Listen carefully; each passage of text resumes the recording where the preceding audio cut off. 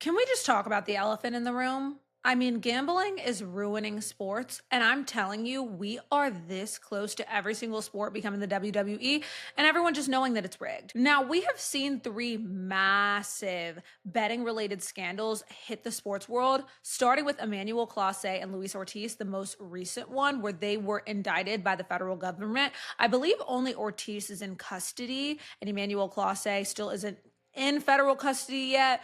But based on what we know so far, they were rigging pitches for bettors, which means pitching well or pitching bad on purpose, according to what bettors are requesting them to do in order to bet on their pitches and make more money. Then in the NBA, we had Jonte Porter, who got a lifetime ban from playing in the NBA, which, I mean, they have literal abusers, men who have beat women to a pulp playing in the NBA, and they didn't even get anywhere close to a lifetime ban. However, Jonte Porter was banned for life for betting the under on his own games. A lot of people are like, I mean, there are way worse guys that you let get off with a slap on the wrist. Why? You're going to see a consistent theme today that money rules literally everything in sports. It rules everything and everything. But in this conversation about gambling, it's all about money, right? We also had Chauncey Billups and Terry Rozier get arrested by the FBI. For taking part in gambling scandals in two different ways. Chauncey Billups was rigging poker games for the mafia, and Terry Rozier was playing bad on purpose to help bettors out. Across leagues, players and coaches are getting indicted, suspended, investigated. The WNBA, I believe, has even been probed for investigation. Fans are starting to connect the dots and ask, at what point is everything fake? What's real? What's not real? And I'm here to answer that question. And I don't necessarily know if I'm going to give you a lot of hope, but hey, let's talk about it.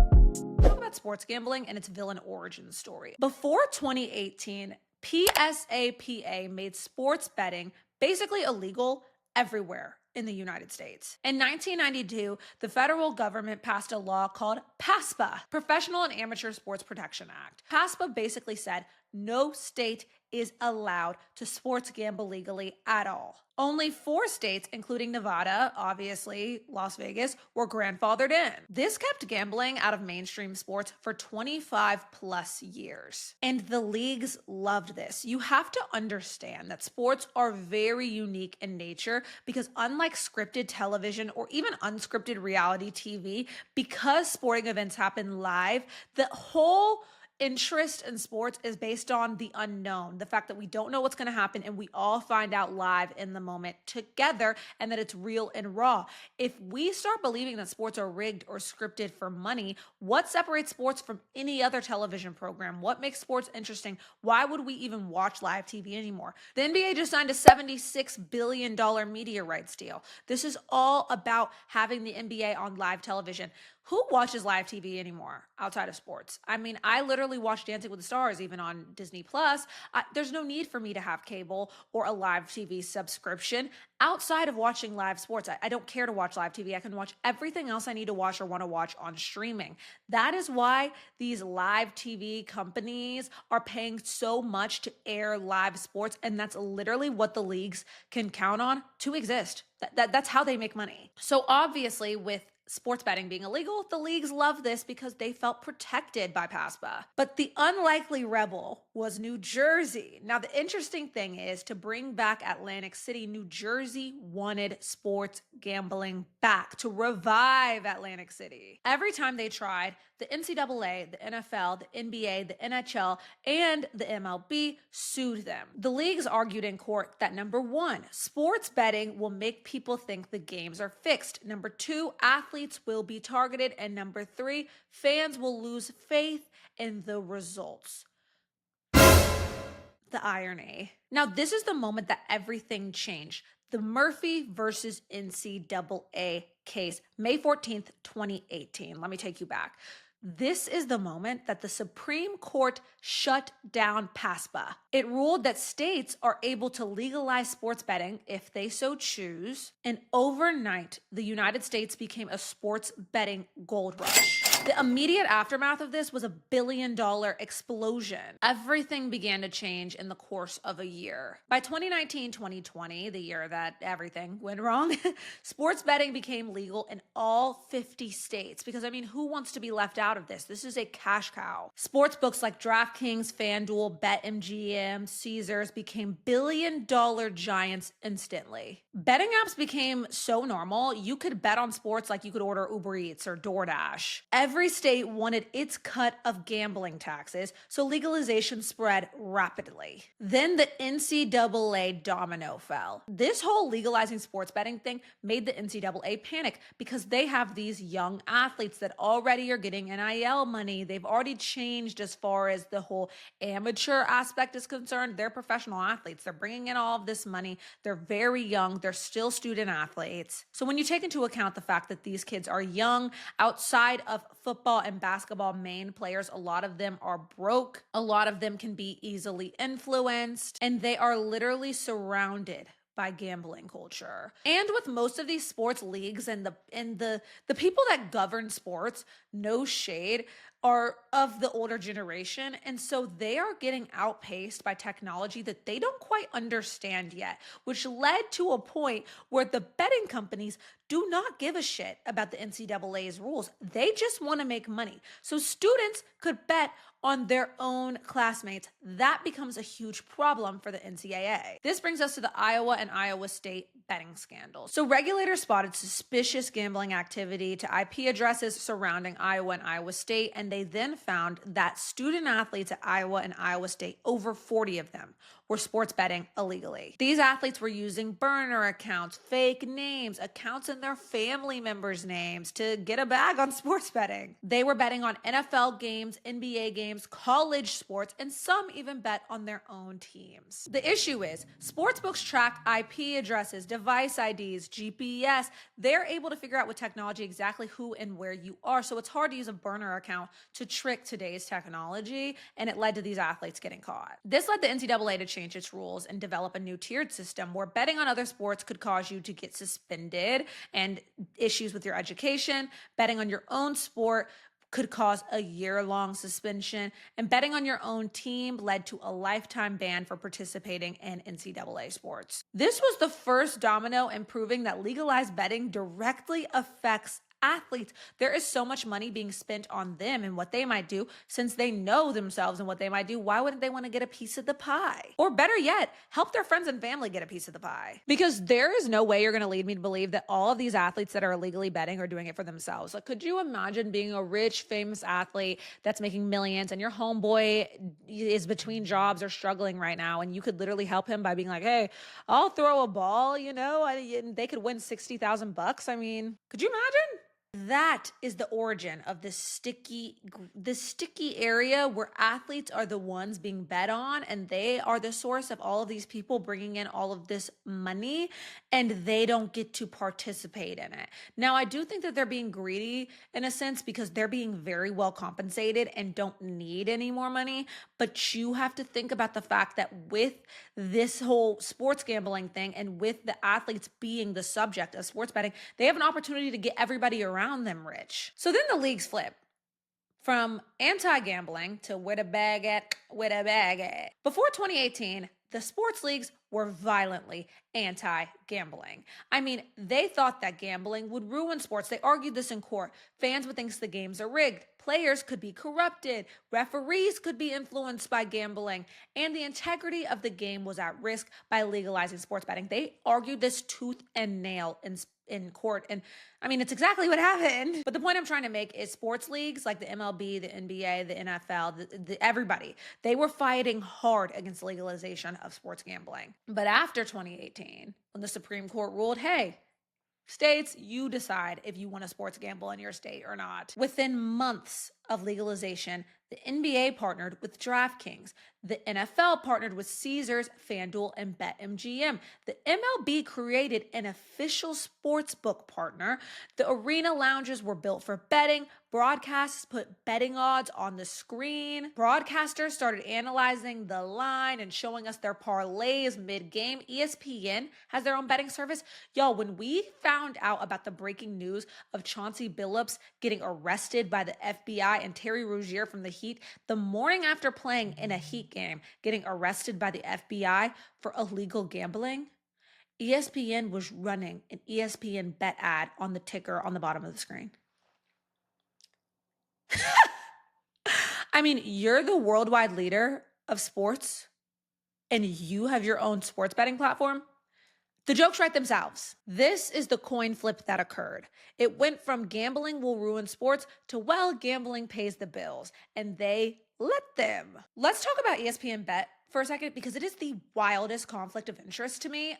By making this video, let me just, like, from my perspective for a second, I am a full-time content creator. I make sports content. I have profited from betting companies. You better believe I did betting ads. Are you joking? Betting can pay the bills like nothing else. Betting companies have so much money. I mean, most creators won't tell you, but ask them. I mean, the offers from betting companies are a lot higher than anything else. Making this video is probably gonna slash my, reputation with the betting companies. However, I will say this, right? No matter how much money I could stand to make off of gambling, and I can't make any promises because I don't know what kind of pickle my family might be in the future, but something about promoting gambling, I personally don't sports gamble, feels a little bit icky to me. I don't necessarily feel comfortable promoting, hey, bet on games. I don't think it's safe for the athletes to have people's money and livelihood, especially in a time like right now where everyone is struggling.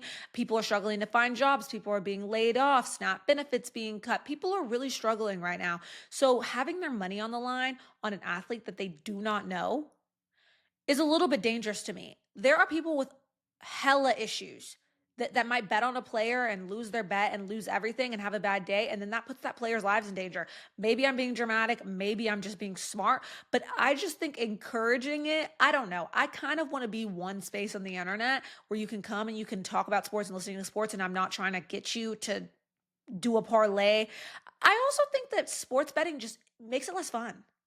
I like my money where I can see it, in my closet. I like my money where I can see it on my shoes, on my head. Betting it on a man or a woman, I guess. You put your trust in a nigga, stupid hoe, how you figure?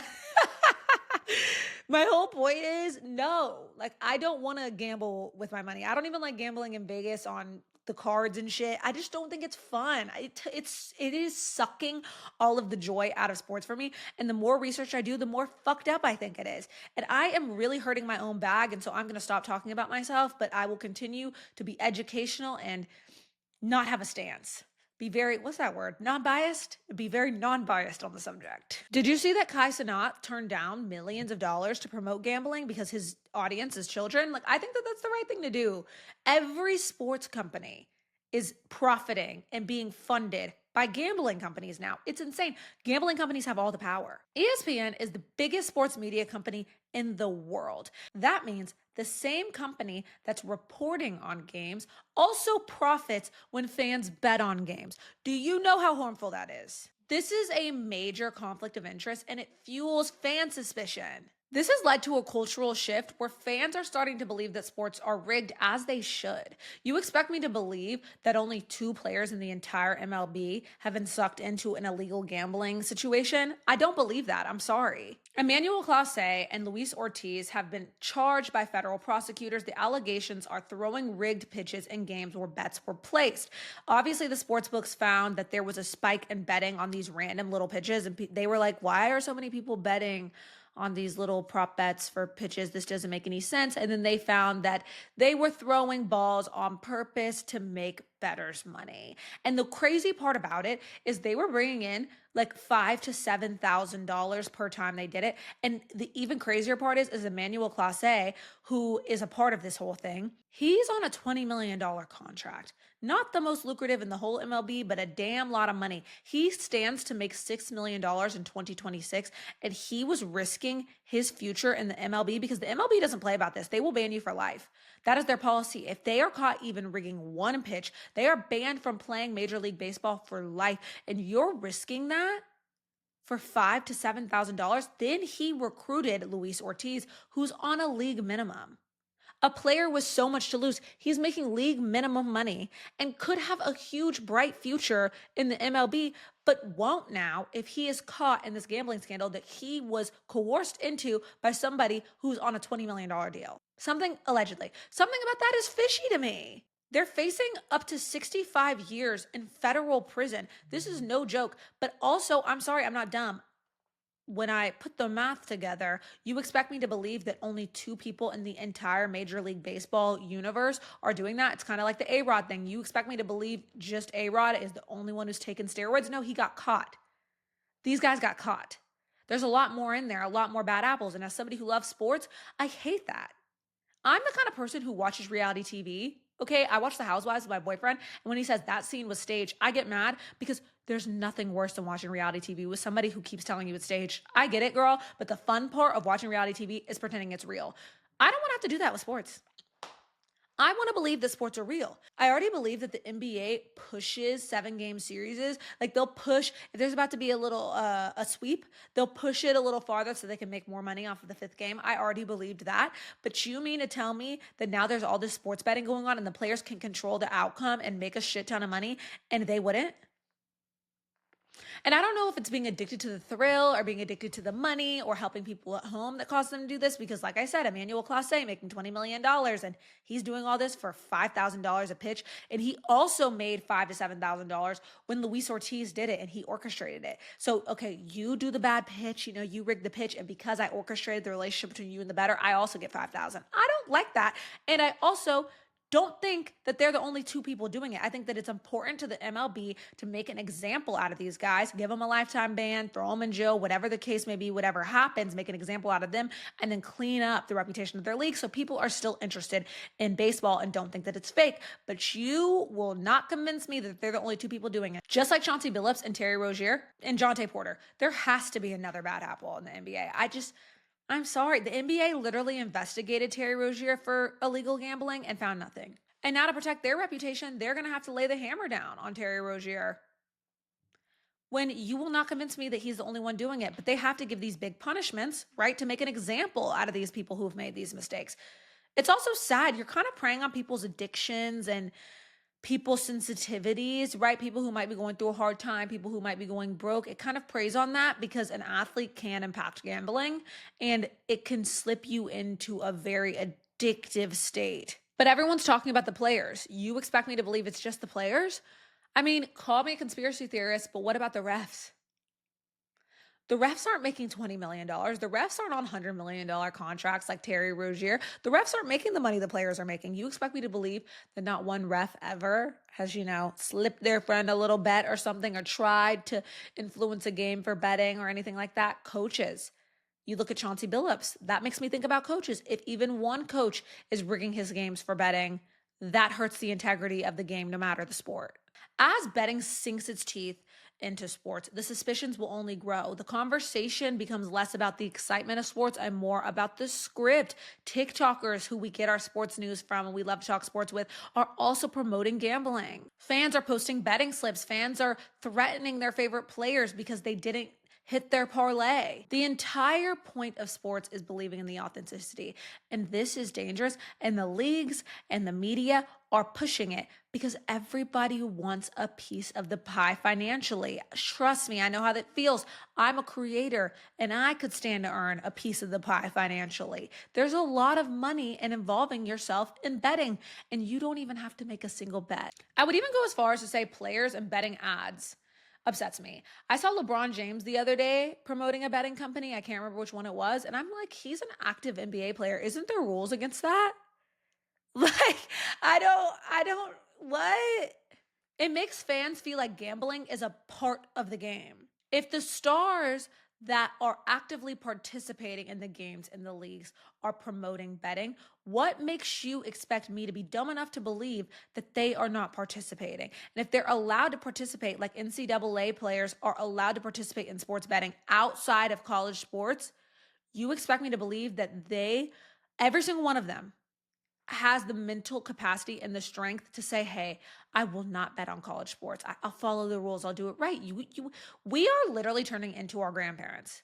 The way that they have repackaged smoking a cigarette and going to the casino and sitting at the slot machine to smoking a jewel or hitting a dab pen and sitting on your couch and betting on your phone is insane. They just brought the casino to your house and repackaged nicotine into a cute little button. It's crazy. Also, it's important to remember that the players are human and sports betting is tempting. There is such a gap between the amount of money that superstars in the leagues are making versus just role players versus players on two-way contracts. There's a lot of nuance when it comes to players that play professional sports. These players are being bombarded with betting culture. From ads to brand deals, all of their friends are probably betting. Teammates joking about parlays and slips. Betting lounges inside the arenas that they play in. Even if athletes aren't betting, I could only imagine feeling the pressure. And insider info is currency in the betting world. Players know things that fans don't about injuries, matchups, fatigue, rotations. This makes them prime targets for manipulation and temptation to sell or give away that information to help other people make money off of betting. The nightmare we have to look forward to in the future is that sports will become the WWE across the board. I'm not saying the WWE is bad, but it's scripted and everyone knows it's scripted. It's for entertainment, but it's not for the purpose that all the other sports are. Sports are supposed to be the opposite of scripted and predetermined. All this leads fans to ask, is this a real competition that I need to be watching live and paying attention to? Or is this all content? You cannot recover from that. And that goes across the board. ESPN, I don't know why they're participating in it because it will fuck them eventually long term. The leagues, it will fuck them eventually long term. And live TV partners, it will fuck them eventually long term because why would I watch sports live if the outcome is predetermined? I don't care. Once the trust dies that what we're watching is real, fan culture dies. Here's what needs to change, in my opinion. We need to reduce gambling ads across broadcasts. Every time I watch sports, I don't need to be having gambling shoved down my throat 24/7. We need to be able to separate analysis from betting commentary. They are not the same thing. We need to protect athletes from gambling harassment, especially women who have been in dangerous situations because of men that are betting on them and feel a personal and parasocial connection to them because they could line up their pockets with them. We need to educate rookies and college students and even players that are making less money than a LeBron James or a superstar on the risks of betting. It might seem like the reward is higher than the risk. I promise it's not. Ask Luis Ortiz, $5,000 is probably not worth losing his dream of being an MLB player for the rest of his life. We need to have stricter rules against staff betting. Yeah, the players can be a scapegoat for the betting thing all they want, but I worked for an NBA team and we weren't allowed to sports bet at the time. I wasn't allowed to participate in fantasy basketball at the time. I'm sure that's changed now. Even staff betting, it's a slippery slope. There needs to be more transparency from these leagues and from these sports books when it comes to these partnerships. And media companies like ESPN should not double as sports books. I shouldn't be getting my news from the same people who are profiting off of me, hopefully getting an addiction to gambling and using their platform to do it. My final message, our sports are losing the magic of unpredictability. We're watching the soul of sports as we know it erode because of gambling culture. It's ruining fan culture. Some people would rather see their team lose or see their favorite player score an under than they would rather see their favorite teams thrive. And that is so sad to me in order to make money off of sports betting. Same thing with the players.